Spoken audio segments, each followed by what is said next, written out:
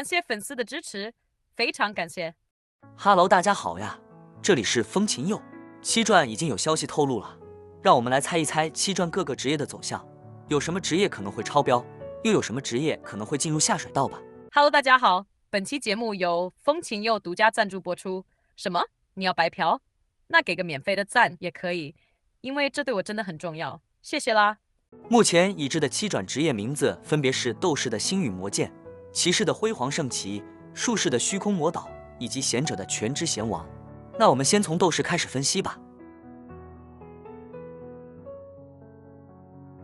鬥士在六轉很強勢，所以我神智都不用想，肯定不會有好果子吃，可不是嗎？馬上就要送你綠果子吃了。不過我記得沒錯的話，我實際上在六轉還沒出之前就有猜測七轉鬥士會繼續加強風球流的，看來是被我說中了。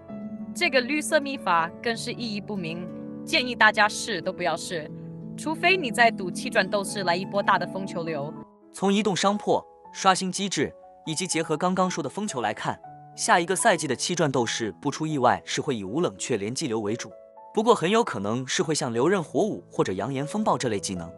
而不是六轉劍雨這類。畢竟職業的名字都說得很清楚了，是魔劍，所以物理連擊流主導的可能性不會太大。預計下一個賽季80%的技能都會圍繞着風球展開，畢竟星隕這個名字不是白取的。由於強襲的存在，六轉技能猜測還能用，就像當時在雨之國那樣。因為原來風球是每回合都會釋放攻擊，所以我在這裡高度懷疑會設計出速度版本的極速對決，去用來搭配風球體系。也有可能會出現類似裁決這種可以囤着持續為戰績增傷的玩法。傷破效果是全新設計出來的，目前大概會制作成類似於火焰隨身這類技能，但是造成傷害會變成讓附近傷害承受提升。總之從目前的規劃來看，我預測天使會在七轉重新替代熊貓的位置，在無氪小氪的圈子裡面佔據絕對的主導權。因為下個賽季很有可能以連擊流為主，所以裝備的刷新詞條有可能不會像六轉提供那麼大的效果了，但是依然能和即將推出的刷新秘法相輔相成。考慮到六轉鬥士玩家在本賽季中的資源使用，我預測下一個賽季七轉鬥士的整體強度會在第3檔，而對於那些有囤的玩家來說，會在第2檔。騎士從名字就知道要繼續加強光騎了，不過肯定不會忽略物理技能以及水騎的，多多少少也會加強一些，給點新技能。目前來看，策劃有意將光騎打造成一個重型鬥士的樣子。對於光騎來說，暴擊率的需求更大了，因為目前光騎的整體體系給人的感覺依然是比較偏向進攻的，不依賴格擋的反擊機制會有應該是很正常的。因為騎士在六轉的時候就已經有意增加各種非格擋減傷類技能了。不過預測不會很多，因為策劃設計的時候肯定是以滿格擋的騎士為設計參考的。如果你也是這麼想的，可以提前準備重點提升一下自己的格擋率了，尤其是平民玩家，不知道怎麼提升的可以去看我這篇同調影片，有機制類講解，也有懶人包，我會把鏈接都放在簡介，有需要的可以去看看。長期看我視頻的玩家應該都知道我是主玩鬥士和騎士的，不過實際上我最近也有開小號看術士和賢者，準備重新體驗一下遠程職業的玩法。至於我一共有多少號，大家就不要猜了，我是肯定不會說出來的。你可能會想，雷霆到底給了我多少才讓我願意持續更新仗劍傳說的視頻？實際上，我從官方那裡沒有拿過1分錢，更別提簽約了。我不僅有在 B 站制作視頻，也有在海外進行制作視頻以及對應的討論區，目前應該也是仗劍傳說規模最大的粉絲群，加上國內以及歐美區馬上接近6000人。除此之外，還包括日語版本的日服字幕翻譯。我相信，如果你看過我曾經制作的一個養號攻略分享，應該已經注意到了當時的日語了吧？甚至對於今年即将推出的歐美版本，我也有幫助協助制作官方 Wiki 的框架。而這些，我沒有收過1分錢。相比較每月拿工資的簽約播主，我制作視頻全部靠的是對仗劍傳說的熱愛，所以我要正式對外公開我的看號服務了。從去年7月份開始，就一直在私下給大家免費看號。半年來多多少少也看了400多個賬號了 ，Discord 更是經常因為加了太多好友，導致需要刪除一部分才能繼續添加。基本上大部分的區都有過我曾經登錄過的身影，絕對專業，絕對靠譜。如果大家感興趣的話，可以加扣聯繫。而後續我這裡也會和仗劍傳說另一位阿婆主進行合作，推出我們共同制作的整合攻略，立志為大家提供全網最優質的攻略整合。這裡我也是附上他的 QQ 群，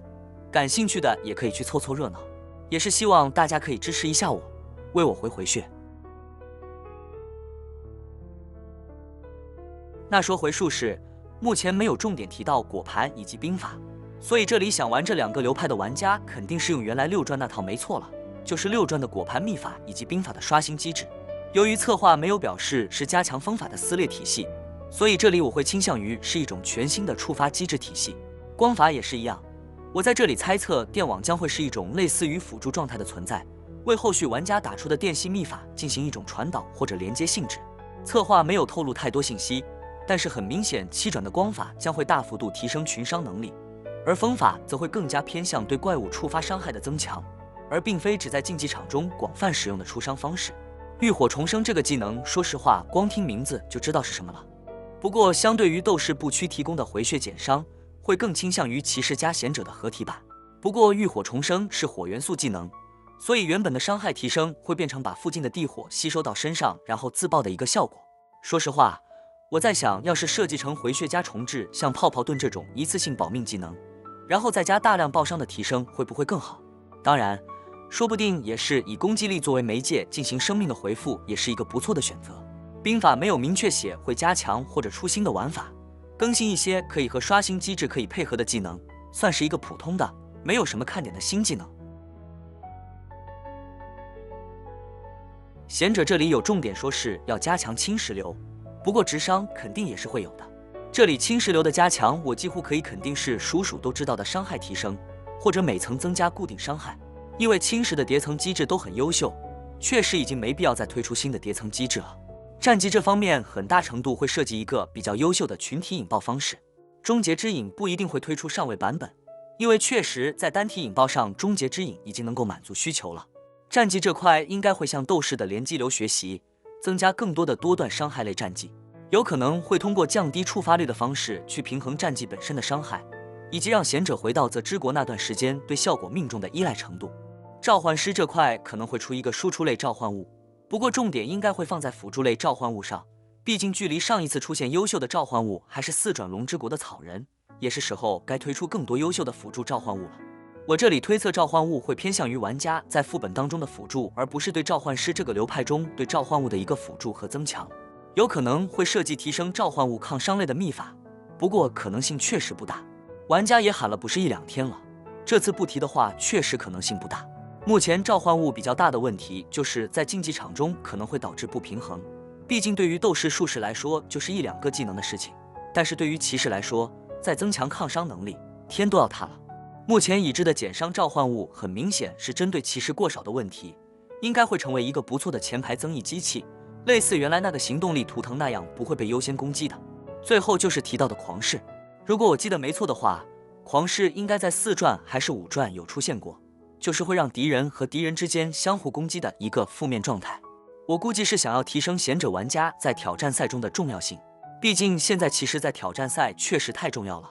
我自己的騎士小號也因為自己的堅持，把所有其他騎士都熬走了，順利混到了一個挑戰賽第1名，成功越戰擊敗了沒有騎士的大客隊伍。狂士目前在國度這裡應該還是沒什麼用，畢竟怪物的等級上去了，就不容易被上負面效果了。目前就是我对本次7轉爆料的有限信息中能夠聯想到未來可能會出現的玩法，不知道大家對7轉各個職業的技能都是怎麼想的呢？如果大家喜歡我的視頻，也希望給我點一個關注，畢竟我可能真的是目前整個仗劍傳說唯一一個純靠愛心去持續制作已經更新的博主了。非常感謝大家陪伴我到現在，我會持續更新更多有關仗劍傳說內容的。那我們下期再見，拜拜。